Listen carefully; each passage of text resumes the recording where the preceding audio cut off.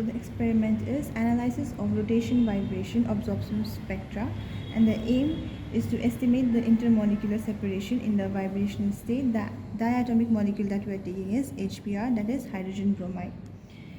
From the experiment, we are going to find the rotational constant, which will help us find the moment of inertia, and we'll find the reduced mass and the interatomic distance.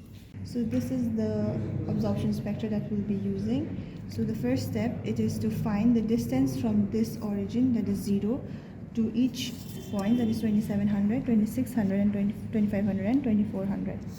This will give you the calibration curve. So this has two spectra, one is R and one is P. R starts from 0 and P starts from 1 itself. And for each reading that you take of the line, that is this is 10, 9, 8, 7, you have to take the reading from this point itself to the peak. And for P also, your origin will be here, and from here you will take the distance from 1, 2, 3 and so on. And then you just write it down here, the corresponding readings. So with the help of these values, we will draw the calibration curve, and the values that we got, the scale readings for each point, we are going to plot them into this calibration curve and see the corresponding y-axis and write the value of those, that is the wave number, here.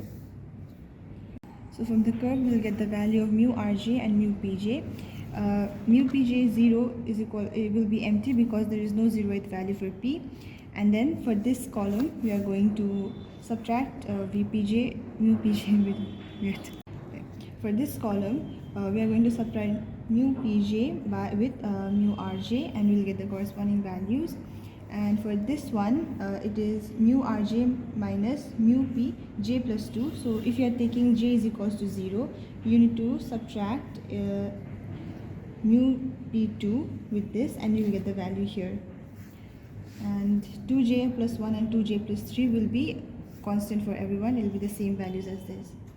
Now there are two graphs to be drawn. One will be this versus this, and another one will be this versus this. It should look somewhat like this, and then we will find the slope for each graph, and slope value divided by 2 will give you the rotational constant. There will be two rotational constants. One will be for first order and another one will be for the second order. For the first order, you should get around 800, and for the second one, it should be around 820.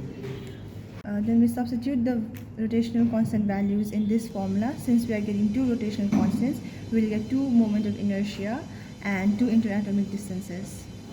For this experiment, we got the rotational constant for the first order to be 803.5, rotational constant for the second order to be 836.7, the moment of inertia for first order to be 3.48 into 10 to the power minus 47, moment of inertia of the molecule for the second order to be 3.346 into 10 to the power minus 47, the first order interatomic distance to be 1.44 into 10 to the power minus 10 meters, and interatomic distance for the second order to be 1.416 into 10 to the power minus 10 meters.